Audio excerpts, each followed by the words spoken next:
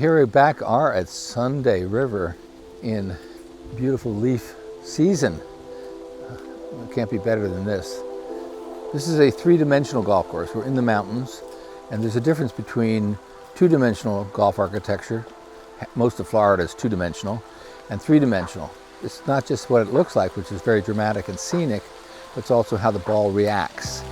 This is a wilderness, and there's lots of granite rocks and other kinds of stones, and we cleared it out, and those, when your ball hits them, that's a ricochet romance.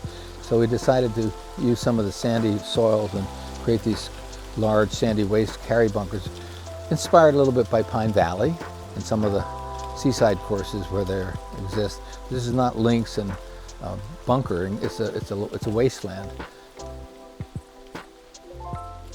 The landscape architecture of a vast space in a golf course can have thematic elements in it. For example, we have rock here, so we put the rock up to build the tees behind us. And then we had sandy wastelands on hole 15. So when we use a theme, an architectural or aesthetic theme, we repeat it somewhere else. And it's like in music, you would get the same phrase in Beethoven later repeated in a different form. Dun, dun, dun, dun, will be repeated in different ways. And we use that from a purely compositional sense for aesthetic and shot-making pleasures to remind you of another part of the course. It's a motif that carries throughout. There you go. There's just like a musical phrase, we're trying to have certain amounts of repetition that makes the golf course memorable. And these sandy wastes are one of those themes that you'll see throughout this golf course.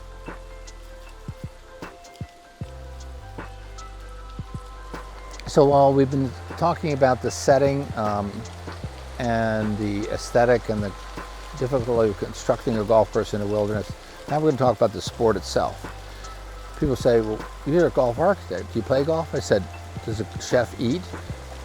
I'm a golfer first and a golf architect second.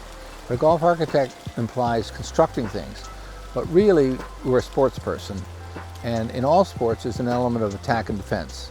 Obviously in baseball, there are innings when the fielders hit and the hitters field. In football, it's downs, offense and defense. And in golf, it's the golfer attacks and the golf designer defends. Think of me like a goalkeeper. I'm setting up a series of obstacle courses that I want you to overcome, but only by good thought and good play. And I'm in the goal, right near the hole, defending to the very end. But if you make a great putt, you can birdie me and win the hole.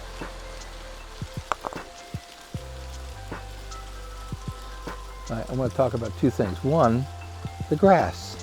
The entire time we've been on this course, there's something we've walked on, played on, and not paid much attention to. It's grass. The game of golf is played upon grass, and there are various kinds of grasses. This is blue grass. It's the color blue, and it's a thicker bladed grass. And some of the grasses are swirling grasses, and they're slightly tawny in color. Those are fescue. And then intermixed is poania and bent. These are native grasses of the cool season type. We are in a cool season climate, and they are seeded grasses as opposed to stoloniferous grasses, which grow out of themselves in the south of our country. So these are mountain grasses, and they're cut at different heights, and they play different ways. Putting surfaces are usually bent or poania.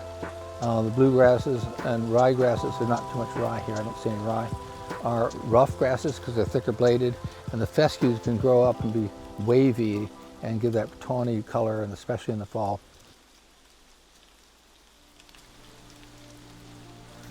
One of my great things is beauty, and as an artist, I try to craft not only the shot values, the playing qualities of the course, and the physical ability to maintain the course into which is the basic what golf architecture is, into the landscape. And of course I'm inspired by what I see in the distance. It's called the principle of harmony. If there's something beautiful, replicate it or contrast it with something in the foreground, which means you're walking into the painting that you're playing.